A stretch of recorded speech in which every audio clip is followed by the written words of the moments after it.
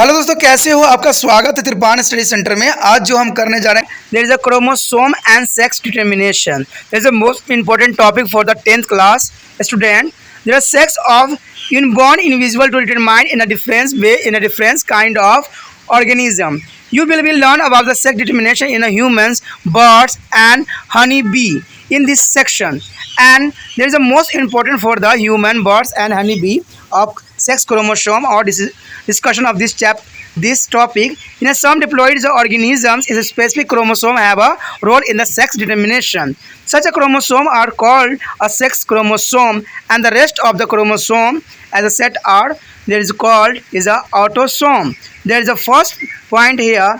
If the sex chromosomes are morphologically similar, means XX in the individual, their individuals turn into the homogametics, and such is the produce only kind of gametes containing X. For example, all eggs of human female contain X chromosome and autosome, and some humans, a female, turn into the homogametics.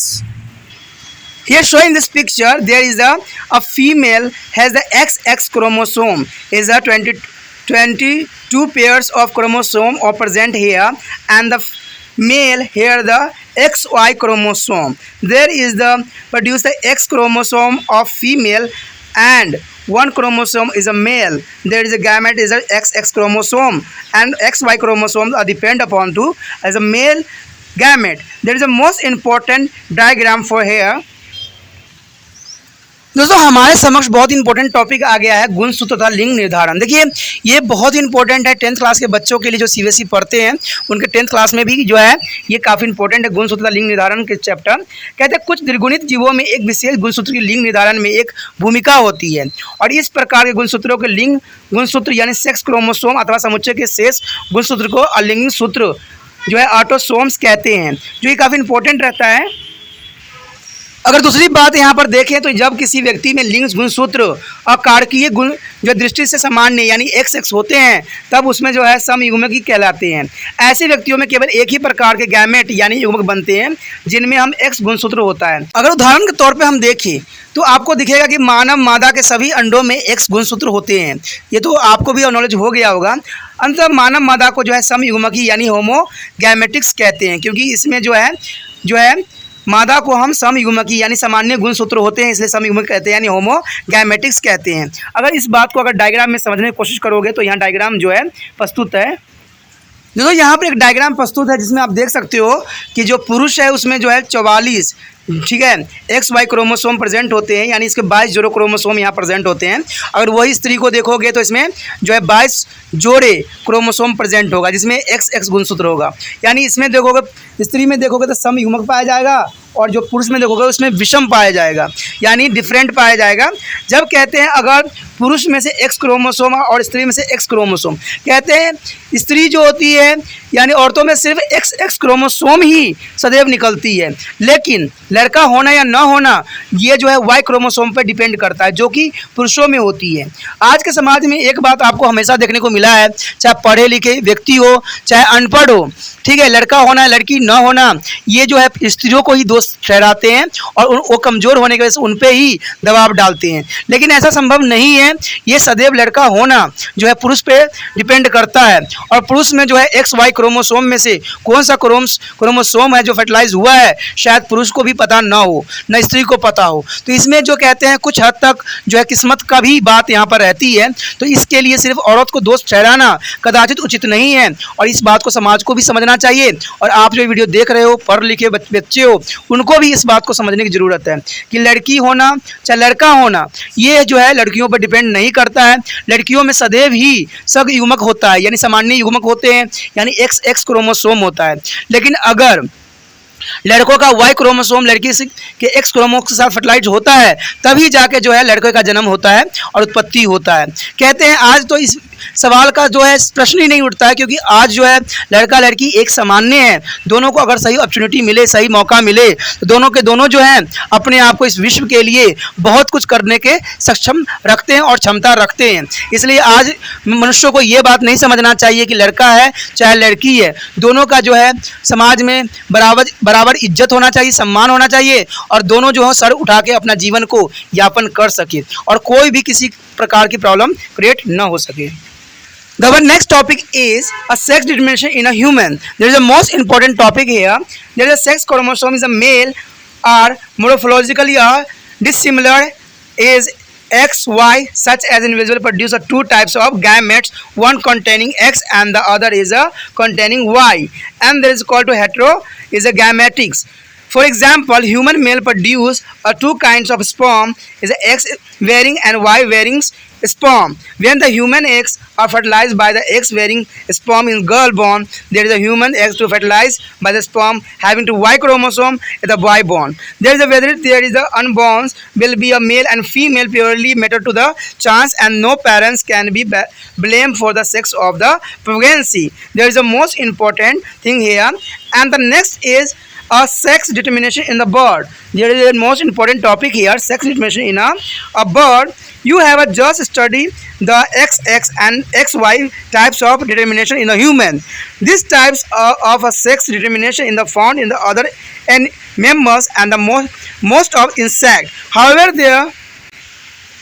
the method of sex determination in the bird is a little different. In a bird, both sexes is a male and female possess two sex chromosomes, but unlike a human beings, there are female has a heteromorphism and a morphological different sex chromosome here and the ZY. Well, there is the male where a morphics are condition with the sex chromosome as ZZ. There is a female or heterogametics are produced two types of X is the A plus Z and the A plus W. A is a stand for their autosomes and there are male gametes only on types of A plus Z. This type of sex is determination is called ZW is means a ZZ. Types of ZW and minus Z types of sex determination. The latter is the Z and W are used to the distinction between types of sex chromosome for X and the Y chromosome found in the X and Y types of sex determination. The here shown in the figure. There is a clear on the here is the AA and ZZ is a female and the AA and ZZ is a male. There is a most important here is the parents and gamete. There is the produced by the AA plus ZZ is a male and AA plus ZZ is a male. But female is an important here character. The AA plus WZ is a female and there is a AA plus WZ is a female. There is a ZW as Z types of sex determination in the bird. A is a autosome. There is a most important for the all class student in this topic. दोस्तों यहाँ पर अत्यंत महत्वपूर्ण topic है, यहाँ है जो मानव लिंग निर्धारण। देखिए कहते हैं जब किसी व्यक्ति में लिंग गुणसूत्र अकार्ड के दृष्टिकोण से असमान्य यानी एक्स वाई होते हैं तब उसे जो है विषम युग्मकी यानी हेटेरोगैमेटिक्स कहते हैं।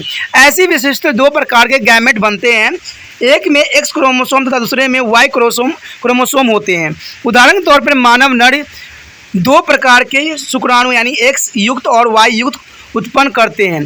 जब मानव अंड वाई युक्त जो है गुणसूत्रों से जो निक्षेपित होती है तो ये नर शिशु उत्पन्न होते हैं, लेकिन एक नर शिशु पैदा होगा या मादा एक केवल विशुद्ध संयोजित करते हैं। किसी भी जनक की संतति के लिंग के लिए दोषी नहीं ठहराया जा सकता, जो कि मैं पहले ही डिस्कस कर चुका हूँ कि किसी को दोषी ठहराना यहाँ कदाचित उचित नहीं है, क्योंकि ये जो है ये कहते हैं ना किस्मत की बात होती है कि पुरुष में से एक्स क्रोमोसोम आ रहा है कि वाई क्रोमोसोम आ रहा है, तो इस बात पर डिपेंड करता है। आगे है हमारा देखिए पक्षियों में लिंग निर्धारण किस प्रकार होता है।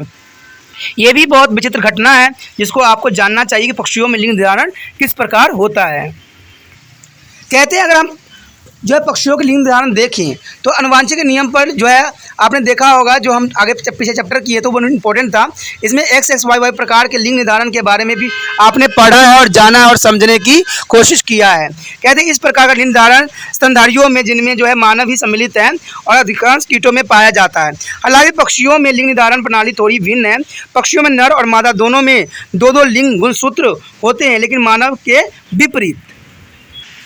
दोस्तों अगर पक्षियों में जो है गुणसूत्र देखोगे तो इंसानों से विपरीत होता है, जहाँ पर वहाँ आपने देखा था कि मादा जो है जिम्मेवार होती है, लेकिन यहाँ जो है फादर जिम्मेवार होता है कि वो फीमेल बनेगा कि मेल बनेगा, क्योंकि आप देखोगे कि यहाँ डिफरेंट है, यानी यहाँ पर जो है बिल्कुल ही अलग है। यहाँ फीमेल दिखाया गया और यहाँ मेल दिखाया गया है, लेकिन कहते हैं इसमें बहुत ही डिफरेंट आपको दिख रहा होगा। फीमेल पेरेंट्स और यहाँ गैमेट दिख रहे होंगे, तो इसमें मेल होने के लिए ए और जेड जेड की ज़रूरत होता है, लेकिन मेल होने के लिए फिर ए और जेड जेड ज़रूरत होती है। लेकिन अगर हम देखें अगर फीमेल होने के लिए डब्लू की ज़रूरत होती है, तो डब्लू क्रोमोसोम जो है काफ़ी इंपॉर्टेंट रहता है, ठीक है, जो कि यहाँ पर जो है हमारा सदैव ही फीमेल से जो है प्राप्त होता है। तो ये बहुत काफ़ी यहाँ विचित्र है। कहते हैं ये इंसानों से विपरीत होता है, जहाँ वहाँ पर जो है पुरुष जो मादा है, मादा इसके कोई जिम्मेवार नहीं था, लेकिन यहाँ मादा के जो है फीमेल होने के लिए मादा के गुणसूत्र होना ज़रूरी होता है। लेकिन वहाँ इंसानों में देखोगे तो वहाँ पिता के गुणसूत्र ज़रूरी होता है मादा होने के लिए, लेकिन यहाँ विपरीत है। यहाँ पर लड़की होने के लिए जो है माँ की गुणसूत्र की ज़रूरत पड़ता है, और वहाँ लड़का होने के लिए पिता गुणसूत्र की आवश्यकता होती है। तो इसलिए जो है पक्षियों में ये बिल्कुल ही विपरीत होता है इंसानों से, ठीक है। तो यहाँ जो है देखने को आपको यहाँ पर मिल भी जाएगा कि डब्ल्यू जेड जो है जेड डब्ल्यू टाइप्स में जो डिटर्मिनेशन वर्ड ए ऑटोसोम है, यानी जेड जो है जेड डब्ल्यू और जेड जो है यहाँ पर दिखाया गया है, जो कि फीमेल के लिए डब्ल्यू होना अत्यंत महत्वपूर्ण है, ठीक है। डब्ल्यू होना अत्यंत महत्वपूर्ण है, जो यहाँ पर सिर्फ जो है फीमेल से प्राप्त होगा। तो इस प्रकार आप अगर देख सकते हो तो बिल्कुल ही ये क्लियर है कि ये जो है इंसानों से विपरीत है, ठीक है। यहाँ पर अगर आप औरतों को बोलोगे तो पता लगेगा कि हाँ भाई सही आप कह रहे हो, क्योंकि इसमें जो है स्त्री का भूमिका है, स्त्री में कोई स्त्री होने के लिए स्त्री की जो है गैमेट की ज़रूरत पड़ती है। तो ये बहुत काफ़ी इंपॉर्टेंट है। आगे का जो है हम मधुमक्खी में भी देखेंगे कि जो बी में है कैसे सेक्स निर्धारण होते हैं। चलिए देखते हैं कि जो बी में कैसे लिंग निर्धारण होता है। So our next topic is sex determination in a honeybee. There is a most important topic here, the sex determination in a honeybee. There is a honeybee have a unique method of sex determination. In a honeybee is a fertilized egg emerges as a female and unfertilized eggs develop into the male. Since the fertilized eggs and also female are diploids and there are unfertilized eggs as a male is a haploid. Sex determination in a honeybee is referred to as the haplodiploids and sometimes is also called to the aronotokies. There is sex determination by there is a number of set of chromosome as an individual receives. The male, which is called a Doran and is produced from the unfertilized haploid egg, and there is a male honeybee is contain a single set of chromosome. The female honeybees is which are the worker bee and the queen bee are produced from the fertilized egg, and therefore is the diploids the maintain to two set of chromosome. In this case, only female are produced by the sexual reproduction. It is a very interesting in a honeybee that is a male have a no father and cannot have a son but have a grandfather and can be grandson. तो यहाँ पर बहुत ही रोचक बात आया है सामने की मधुमक्खी में लिंग निर्धारण। देखिए यहाँ पर आपको पता होगा कि यहाँ पर सबसे इम्पोर्टेंट बात होता है मधुमक्खियों की कि इसमें तो कोई पिता भी नहीं होता है और ना कोई बेटा होता है, लेकिन फिर भी यहाँ दादा दादी और नाना नानी हो सकते हैं, जो कि बहुत एक अजीब सी बात को यहाँ दर्शाता है। कहते हैं मधुमक्खियों में लिंग निर्धारण किस प्रकार होता है, ये जानना भी एक रोचक बात होती है। कहते हैं मधुमक्खियों में लिंग निर्धारण एक विशिष्ट द्वारा प्राप्त जो है गुणसूत्रों के अनेक समुच्चयों से होती है। नर मधुमक्खी जिसे हम कहते हैं दुम कहते हैं अनिक्षेपित अनुरणित अणुओं में जो है उत्पन्न होते हैं, और इस प्रकार नर मधुमक्खी में जो गुणसूत्रों का केवल एक समुच्चय होते हैं, इसमें 16 गुणसूत्र पाए जाते हैं। मादा मधुमक्खियों यानी कि श्रमिक और रानी मधुमक्खी दोनों निषेचन अंडों से उत्पन्न होते हैं। देखिए ये बहुत काफ़ी रोचक बात है कि मादा मधुमक्खियों जो होती हैं यानी उसको हम श्रमिक कहते हैं, और जो रानी मधुमक्खी होती है दोनों के निषेचन से अंडे से उत्पन्न होते हैं, और इस प्रकार जो है द्विगुणित होते हैं। उनमें गुणसूत्र के 2 समुच्चय पाए जाते हैं, यानी 32 जो है गुणसूत्र पाया जाता है। मधुमक्खियों में केवल मादाएं ही लैंगिक जनन से उत्पन्न होती है, याद रखना दोस्तों, ठीक है। इसमें एक इम्पोर्टेंट बात है कि मधुमक्खियों में केवल मादा ही लैंगिक जनन से उत्पन्न होती है, यानी सेक्सुअल डिटर्मिनेशन होती है। कहते हैं कि मेल और फीमेल गैमेट से होते हैं, सिर्फ मादा ही उत्पन्न होते हैं, लेकिन फीमेल के लिए ऐसा कोई भी रूल रेगुलेशन नहीं है, केवल मादा ही लैंगिक जनन से उत्पन्न होते हैं। मधुमक्खियों की यह एक बड़ी रोचक बात है कि नरों का ना तो कोई पिता होता है और ना ही उसके कोई बेटे ही होते हैं, लेकिन फिर भी उनके दादा दादी और नाना नानी हो सकते हैं। तो ये बहुत रोचक बात है कि यहाँ पर सिर्फ मादाएं ही होती हैं जो लैंगिक जनन से उत्पन्न होते हैं, मादाएं ही होते हैं जो है गैमेट से बनते हैं, लेकिन जो यहाँ पर नर होता है, नर किसी गैमेट से नहीं बनते हैं, नर स्वयं ही उत्पन्न होते हैं। इसलिए कहा जाता है कि इसमें कोई उनका पिता नहीं होता, कोई उसके माता नहीं होती। ये बहुत रोचक बात है, और इसमें जो होता है लेकिन फिर भी इनके दादा दादी और नाना नानी हो सकते हैं। तो ये बहुत इंटरेस्टिंग बात थी जो शायद आपको पहले पता नहीं रहा हो। Here the most important topic here is the cross inheritance, X-linked inheritance. There is the most important topic here. There is a crisscross. We already know that is the genes are localized on the chromosome. There is the most important thing here. The gene which are they localized on X chromosome is a sex chromosome are called to the sex-linked genes. These genes show the cross inheritance and the showing their figure. When a male has a defective sex link the genes is localized on the X chromosome, he is transmit to defective X chromosome to his daughter only during to the reproduction. There is a female who has this genes transmit it to be her son and daughter. Both is a equal probability. So the male pass on their receives sex linked trait to 50% of his a grandson. Through their daughters, their sex linked trait is began to receive is not be expressed in a female but is expressed in a males. There are males that suffer from to the genetics defect due to the presence of faulty genes on the single is a X chromosome, while the female are only carriers of this defective genes as they have to the other X, as which marks there is the effect of the faulty genes.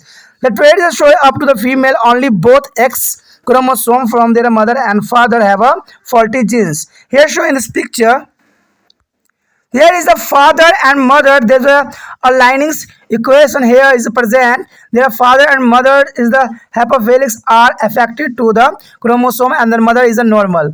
There is the XHY and here there is a XX chromosome and daughter is a carrier is affected to man and son is a normal but daughter is a also normal. They represent a cross inheritance, X-linked, sex-linked inheritance, and the hair of 50% affected and 50% is normal. This is the most important for hair, and the note is a H is a gene is a hemophilia is a sex-linked genes. There is the most important carriers, and there are carriers and daughter affected to man. There is a 50% affected and only for 50% is normal. There is a 50-50 is the most important for a cross inheritance. So here one fact is the most important here. This is types of inheritance of receives a second character from a father to be daughter and then from the daughter to her son is known as a cross inheritance or sex linked is an X linked inheritance. There is a most important factor is a cross. There is a inherent to receive sex linked character from a father to daughter and then from the daughter to the son is a crisscross inheritance. The crisscross inheritance in a human, the red-green color is a blindness and the hapophilia. And the example of sex-linked is an inheritance into human. The defective gene is the located on their X chromosome. Thus, a single defective gene is causing disease in the male, while the two defective genes is a homogenesis condition. Only can be case of the disease is a female. Female is a heterogenesis is a condition and apparently is a normally, but actually the carriers of the disease, the carrier of female pass their defective genes to the 50% of her son. The disease is expressed only in the male because male does not have to the parental of their genes on the Y chromosome to the mask their defect of the faulty genes and show in this figure. So here show in this figure there is a parent and gamete, there are human and normal man. There is a normal but is carrier.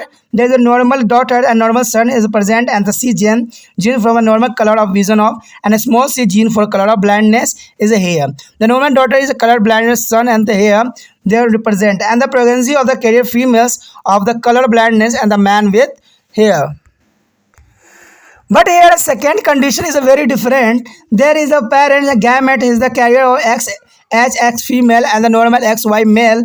There is a pregnancy, there is a carrier female and haplophilic male and normally female is a hair. There is a pregnancy of the haplophilious carrier female and is a normal male hair. There is a most important diagram for hair. तो यहाँ मानने में कई important बात आ गया है criss cross वंशागति। देखिए इसमें एक संलग्न वंशागति होते हैं जो कि वंशजों से जो है आगे ट्रांसफर होता है। कहते हैं हम पर्वतीय ज्ञान है कि हमें जीन जो है गुणसूत्रों पर स्थित होते हैं, वो जीन जो है एक्स गुणसूत्र यानी सेक्स क्रोमोसोम कहलाता है पर स्थित होते हैं, उन्हें हम लिंग संलयन से जो है सेक्स लिंक्ड भी जीन कह सकते हैं। ठीक है, इन जीनों में क्रिस क्रॉस वंशागति पाई जाती है, लेकिन अगर आप चित्र में देखोगे तो इस बात की क्लियरिटी आपको आ जाएगी। कहते हैं यदि किसी नर में दोषी लिंग संलग्न जीन एक्स क्रोमोसोम पर स्थित हो तब जनन के दौरान यह नर अपना जो है एक्स क्रोमोसोम केवल अपनी पुत्री में ही संचालित करता है। यदि मादा में यह जीन हो तो वह उसे पुत्रों और पुत्रियों दोनों में सामान्य रूप से पहुंचता है। यानी अगर देखा जाए तो मादा गुणसूत्र जो है मेल और फीमेल दोनों में ही सुचारू रूप से जाते हैं, लेकिन इस प्रकार नर अपने इन अप्रभावी लिंग संलग्न जीन के अपनी पुत्री को माध्यम से अपने 50% पुत्रों में भी पहुंचाता है, जो कि बहुत काफ़ी इंपॉर्टेंट रहता है। कहते हैं यह जो है लिंग संलग्न लक्षण अप्रभावी होने के कारण मादा में अभिव्यक्त नहीं होते हैं, लेकिन नरों में अभिव्यक्त हो जाते हैं। इसलिए ये जो है आनुवंशिक दोष नरों में तो आ जाता है, लेकिन मादाओं में इन दोषपूर्ण जीनों केवल वाहक ही रह जाता है। कहते हैं अप्रभावित जीन के लिए संयुग्मज होने पर जो है ये मादाओं में भी इस दोष को अभिव्यक्त होती है। यानी जब सम युग्मज पाया जाता है, आपको पता है कि सम का मतलब क्या होता है, और ये पाया जाएगा तभी ऐसा संभव होगा। यहाँ पर एक डायग्रामेटिक बात दर्शाने की कोशिश किया गया है। यहाँ पर एक लिंकेज दिखाया गया है जिसमें हमें फिलियक और हेमोफिलिक प्रभावित को दिखाया गया है और माता और पिता को लिया गया है सामान्य, लेकिन इसमें देखिए प्रभावित किया गया, कहते हैं 50% ही प्रभावित किया गया है। तो ये काफ़ी इंपॉर्टेंट यहाँ डायग्राम है। अगर आप देखो तो यहाँ पर क्रिस क्रॉस किया गया है जिसमें आपको वाहक दिख रहा है और पुत्री सामान्य आदमी दिखेगा जो यहाँ पर जो है सामान्य रूप में दिखने को मिलेगा। तो यहाँ बहुत इंपॉर्टेंट है। यहाँ पर एक नोट वाली बात भी यही है कि एक जीन जो है हीमोफिलियो को दर्शाता है, जो कि काफ़ी इंपॉर्टेंट यहाँ बात को रखता है। कहते हैं एक फैक्ट की बात भी है कि अप्रभावी लिंग संलग्न लक्षण की इस प्रकार की वंशागति जो पिता से पुत्र में और फिर पुत्री से पौत्र में पहुंचती है क्रिस क्रॉस वंश कहलाता है, यानी एक संलग्न वंशागति कहलाता है। इसमें सबसे इंपॉर्टेंट बात यही रहता है कि वंशागति जो है पिता से पुत्री में और जो फिर पुत्री से पौत्र में ये पहुंच जाता है। तो ये जो है काफ़ी लंबा प्रोसेसिंग होता है जो अपने पूर्वजों से हमें प्राप्त होता है। कहते हैं मनुष्य में क्रिस क्रॉस वंशागत किस प्रकार होता है, तो ये देखने के लिए हम यहाँ पर एक बात देख सकते हैं कि लाल हरी वर्णधनता और हीमोफिलिया लिंग संलग्न वंशागति से उदाहरण है, लेकिन दोषी जीन जो एक्स क्रोमोसोम पर स्थित होते हैं इस एक अकेली दोषी जीन से नर में रोग हो जाते हैं और दोषी जो जीने होते हैं उस समय दशा में मादा में भी रोग हो कर सकते हैं। मादाएं जो होती है विषम दशाओं में प्रकट हो सामान्य होती है, लेकिन इसमें विषम कंडीशन पाया जाता है, लेकिन वो वास्तव में रोग की वाहक ही होती हैं। वाहक मादाओं में अपनी दोषी जीन को जो है अपने 50% पुत्रों में ही पहुंचा देती है। रोग केवल नरों में ही प्रकट होती है क्योंकि नर में एक्स पर अव्यवस्थित जीनों के अस्थायी वाई क्रोमोसोम पर नहीं होते हैं जो दोषी जीन को प्रभाव को छुपा सके। तो ये काफ़ी इंपॉर्टेंट है और इस बात को दर्शाने के लिए यहाँ पर जो है हम डायग्रामेटिक भी देखेंगे कि किस प्रकार ऐसा होता है। यहाँ पर डायग्रामेटिक आप क्लियर समझ सकते हो कि किस प्रकार ये होता है। अगर देखा जाए तो एक्स एक्स वाई जो कि स्त्रियों में होता है और एक्स वाई जो होता है सामान्य रूप से पुरुषों में देखा गया है, लेकिन अगर हम इसको क्रिस क्रॉस करेंगे तो आप देखोगे यहाँ पर कैपिटल सी के रूप में दर्शाया गया है और इसमें स्मॉल सी के रूप में दिखाया गया है। तो यहाँ पर देखोगे कि सामान्य पुत्र जब होता है और सामान्य पुत्री जब होगी तो क्या दिखेगी, सामान्य पुत्र का लक्षण दिखेगा, लेकिन वर्धित पुत्र जो होगा इस रूप में दिखेगा। तो कहा जाए तो यहाँ 50-50 की बातें यहाँ रह जाती है, जहाँ पर 50-50% की चांसेस रह जाता है, जो कि काफ़ी इंपॉर्टेंट रहता है। तो ये गैमेट की जो है अपनी एक विशेषता और एक जो है ये सामान्य पुत्र और सामान्य पुत्री प्राप्त करने की ये रूल है।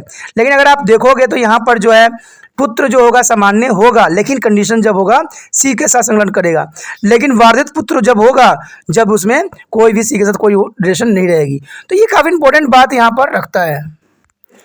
आगे इसी बात को दर्शाने के लिए जो सामान्य वर्ण दृष्टि पुरुष व वर्धिता स्त्री की संतान, देखिए जिसमें सामान्य वर्ग दृष्टिहीन पुरुष व वर्धित स्त्री को संतान किस प्रकार उत्पन्न होंगे ये बात को भी दर्शाया गया है।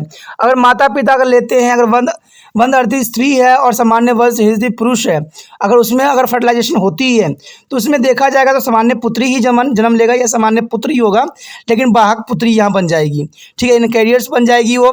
और इसमें जो है लास्ट कंडीशन में जो है वंद अर्था पुत्र का भी जन्म हो सकता है। तो इस प्रकार जो है आगे ये ट्रांसलेट होती है। अब हम एक और कंडीशन देखते हैं। इसमें अगर आप देखोगे तो एक हीमोफिलिया वाहक स्त्री का सामान्य पुरुष की संदर्भ को दर्शाया गया है, जिसमें वाहक स्त्री और सामान्य पुरुष है। तो इसमें जो है एच से इसको रिप्रेजेंट किया गया है वाहक होने के लिए।